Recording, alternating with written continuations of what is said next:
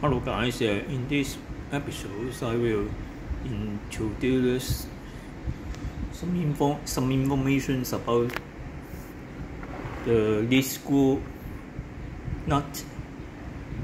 This is plastic material and this is Delrin. Sometimes we call it acetyl polymer plastic.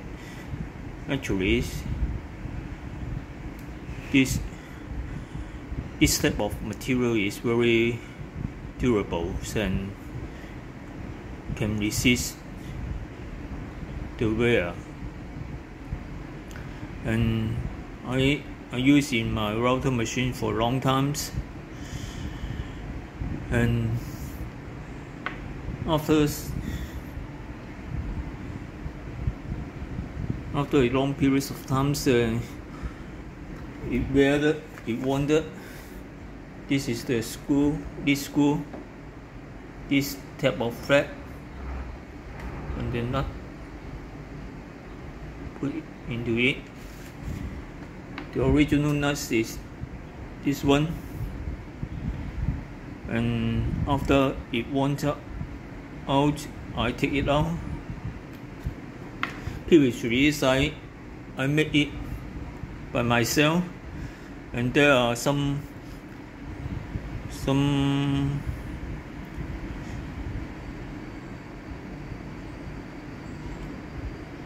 guidelines in the web to make the nylon leadscrew nut by on your own. I'm going to make it. Last time I did it and successful. And you can refer some websites to get the information how to do it. And I'm not explain it detail in this episode. Instead, I will talk about the method. This is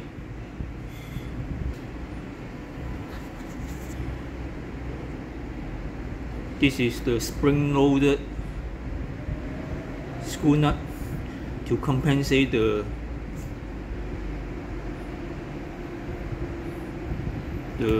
backlash. This nut, the original nut is in this shape. There is in one pieces. There is step here. This nut is made by myself and using this type of method. And the original nuts come from the machine is in this manner. So, in order to firstly, I mentioned this in my machines.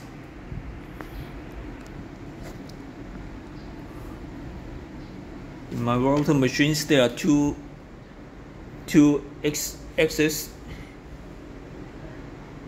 There is granite machine, and one y-axis and one z-axis. And in checkings, this side is I machined this aluminum board in this step, you can see, and this the height is 10 mm, and the z-axis have good accuracy, as well the y-axis. I machined this, and the dimension is here. Is under 0.1 mm deviation, but the x-axis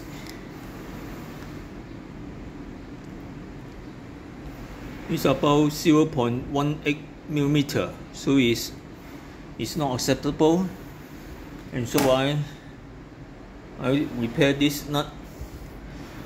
Firstly, I want to talk about this screw, this long length of screw, and when I turn the nut into here,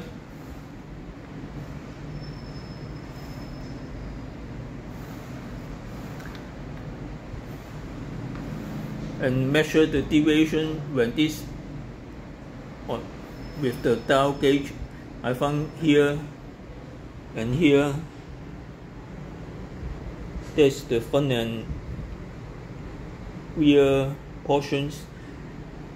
The deviation is less but more on the middle portions, because I usually use the machines to cut material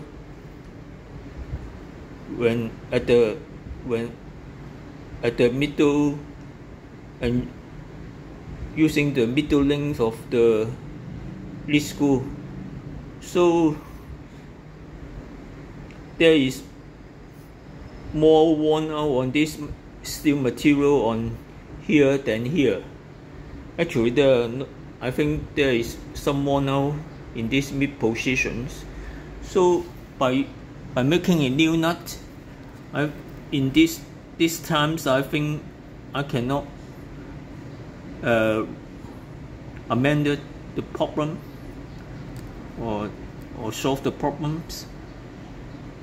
And if I use these portions set profiles to replicate on here, this when the nut in this position, the deviation is the backlash gone, but here it still have the backlash. And when I check the screw nut and turn it on this screw, I found here is tight, and when go to the mid position, it is not tight. I can feel some rubbering.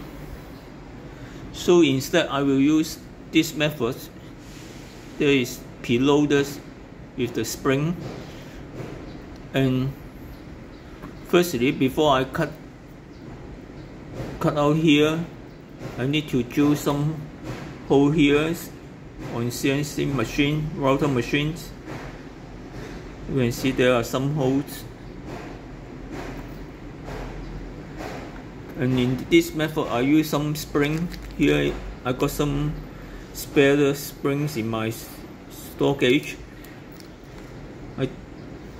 I have 6 pieces, and now this one is already assembled.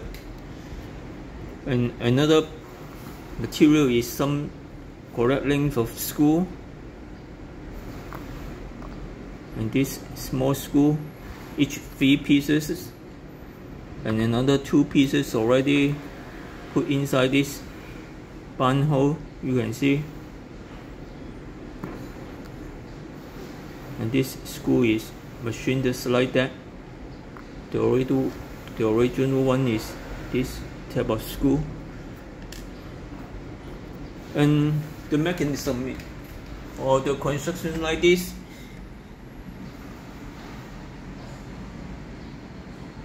The lead screw is here, so the compression spring will try to push out these 2 half of nuts apart,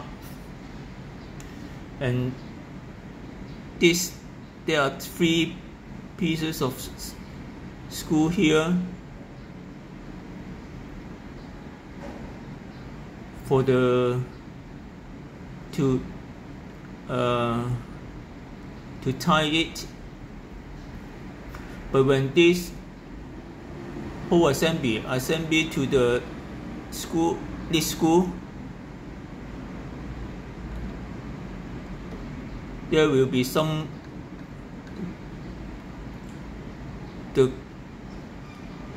the two halves will be pulled together a little bit, and there will be some clearance on here. So when all are in assembly position, there is this assembly nut is put into the lead screw. These two halves will come together, and at the position, and by the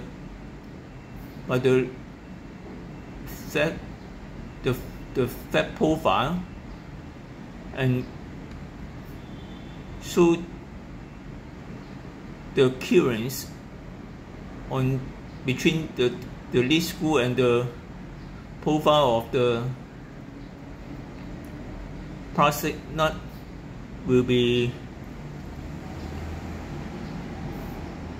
compensate, because there is spring load, and spring load it will force it apart, so the profile on the lead screw will be touched on the left, here on the left side, and here on the right side. So there will be no clearance between them. Of course, if the cutting force or your pushing force on here, on either side, they will come together. These two split apart. This will come together, and there will be also some backlash, and so this force or cutting force here, the amount of this force will not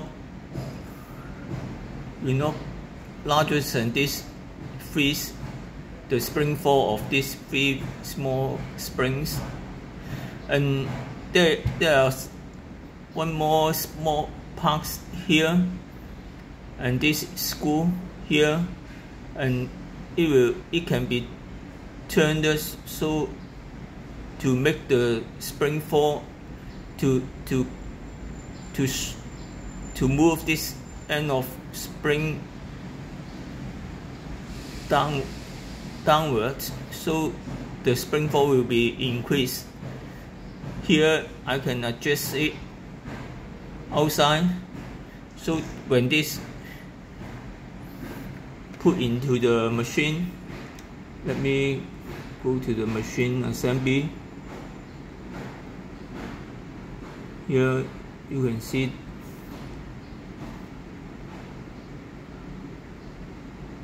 this nut is here. There is step here.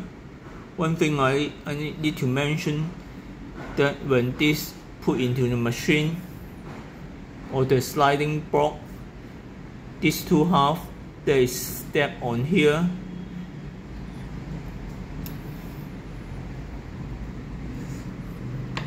The rear portions will be tight fit on the machine or the sliding block, and here is a screw hole. There's here, you can see screw hole. A screw will be passed through it to fix this portion rigidly on the machine. The front portions will be floating. It can be moved a little bit forward and backward, but there is a spring force to act on it, so this portion is floating, and this diameter will be machined a little bit, about 0.5 millimeter less than this. So before cutting this nuts apart, I need to machine all the things first. This portion diameter, and all the screw hole.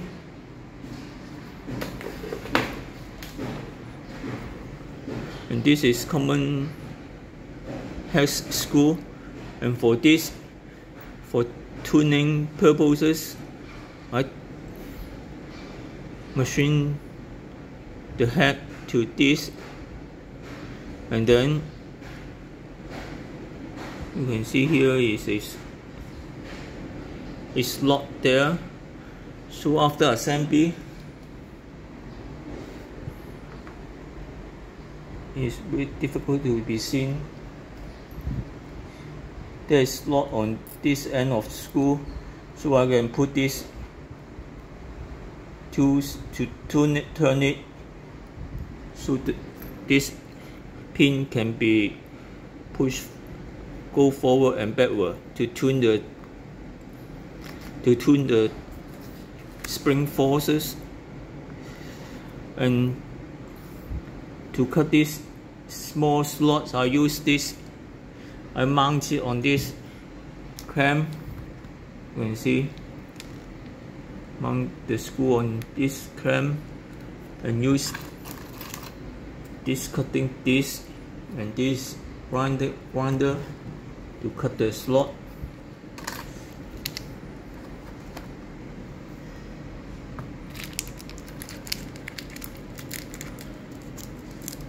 And this, you can see the pin already put into it. I need to put it into it, and then use some extra screw here, and then I can insert this screwdriver and turn it until this come out here, and then I put the spring there, and here is at the rear half. There is screw hole, mounting screw hole here. This is the original nut. I can make use of it again when I assemble into the sliding board of the machine. And then after taking apart this nut into two halves, you have to make some registration mark. So you can see here, I mark here this line and this line, so the thread will be continuous, will be in continuous manner. Otherwise, the orientations will go wrong.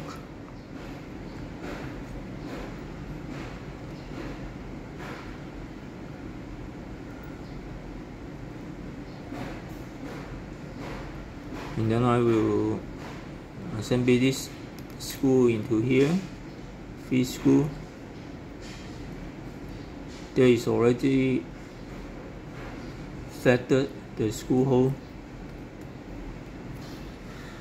And after assembly, you like this.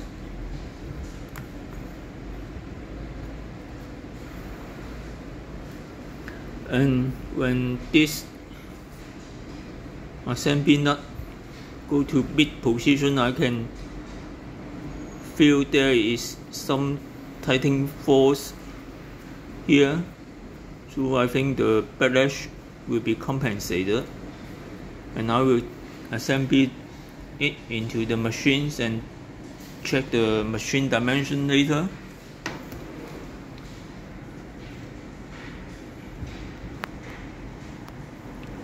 Thank you for your watching.